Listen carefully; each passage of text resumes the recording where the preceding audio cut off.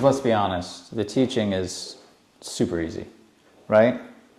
The teaching of the commands is not the difficult part.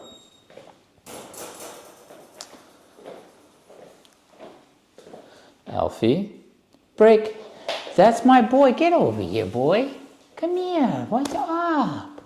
Hi. That's a good boy. Good boy.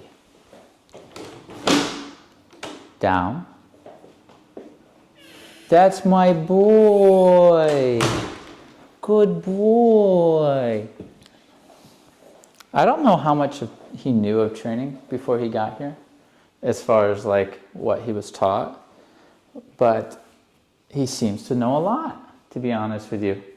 He seems to understand what I'm asking with the recall. He seems to understand the down and the stay. He seems to understand place, you know. So whether they taught him that or not, he's picked up on those basic things. Good boy. He just didn't want to listen. You know, if he listens, that means he's giving you control. And they don't, like we said, they do not give that away for free. They're not designed to give it away for free. It's designed for you to earn it so that they know they're following the proper leader, right? So that's the interesting thing about training commands in the way that we train them in balanced dog training is they know, and this is where people run into trouble too. The dog knows what you're saying more than likely, as long as it's nothing complex like a cartwheel or a dance routine. They know, most every dog can understand you're saying come here, and they can understand you're saying get away, and they can or lay understand. down. Yeah, that's why we love them, because it doesn't take much for them to understand it. It's almost as if they understand them pretty naturally. But they don't listen. And the reason they don't listen is because they understand. The dog understands that if they listen to you with these commands, this obedience, they're giving you the leadership position. They're giving you control. And once the dog realizes that, which is very, very fast, they are designed to fight it. They're designed to fight it because then you have to earn the leadership position. And then once you earn it, they'll give it to you. That's why a dog who let's say, gets dropped off here and they know everything, and we get that a lot with the owners, like they know everything, but they don't listen. Okay. So we get the dog in, I have no relationship with them, we're giving them commands and they're not listening, right? We're saying sit, they're not listening. We're saying down, they're not listening. We're just saying the words, they're not listening. Then you do a session with them. You don't even tackle those things, but you tackle attitude and relationship. And then all of a sudden the dog starts to see you as leader, and now they'll give you everything they know. So now I'm saying sit, and they sit. But I never did any more knowledge on the sit. I say down, they down. I say come, they come. They're doing it because now I've earned that position in the pack, where they say, okay, you've earned that I'll listen to you, now I'll do what I know for you. Okay? So I'm saying the same thing with him, right? He seems to know what you're saying. He seems to know what you don't want him to do and what you do want him to do. But like every other dog, he's not going to give you that for free, right?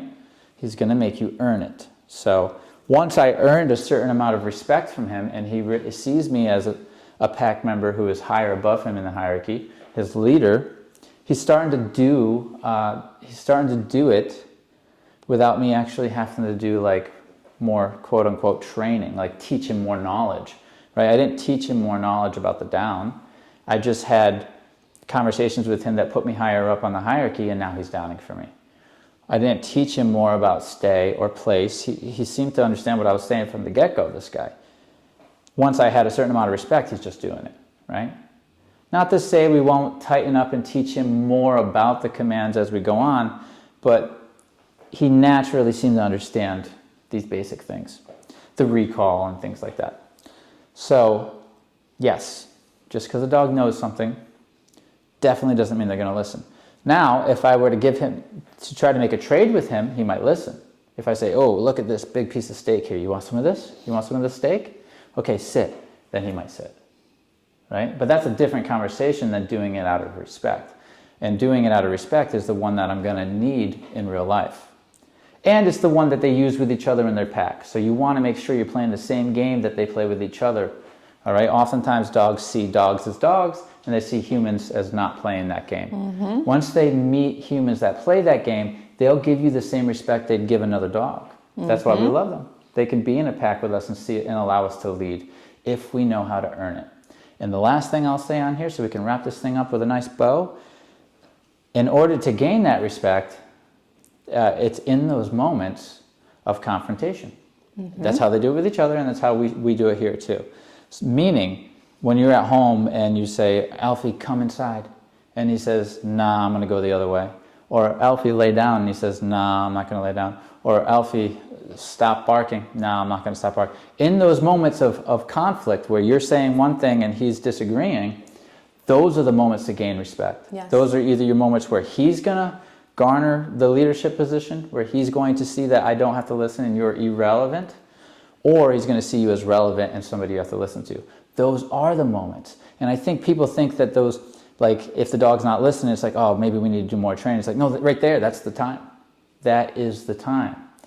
And those are actually opportunities to become the leader, right? So that's why we bring out like a bowl of food. And we put the food down and the dog wants the food, but I want the food. So then we have a disagreement over who gets the food. And then if I'm competent enough to get the food over top of the dog, then the dog's going to see me as above. Right? And that's just one conversation. I have more conversations that are like that are about hierarchy. And all of a sudden the dog sees you a certain way, they start listening. Yep. But it's those moments where they're not listening that those are your opportunities. Yep. Those aren't you, oh no, what I do wrong, now we're in a situation where things are, no, you didn't do anything wrong. That's what dogs will do. That's them challenging you or not seeing you relevant. That's your opportunity to step in. Those are those moments. So in this training style, we set ourselves up so those moments come out so that we can talk in those conversations. We can have those conversations and go right through them, right to leadership. We're not going to go around those conversations, right? We have to go through those conversations. So just remember that. If you're having a disagreement with your dog's not listening, that's your opportunity to create leadership. It's not, hang on, pause, the dog's not listening, let's go look up some training. You know, let's go, he must need training or something. It's like, yes, but in those situations. Those are the situations where all the gold is. That's where all the progress can be made if you know what you're doing, right? Going and teaching something on the side, having fun and playing a game is not going to translate to the real life stuff. When you're in those situations, if you already know how to deal with them, you can then have that conversation, work it out with the dog, and end up having it be productive. A situation that you think isn't productive likely very much can be productive, very productive, okay? Alfie, break. Wow. That's my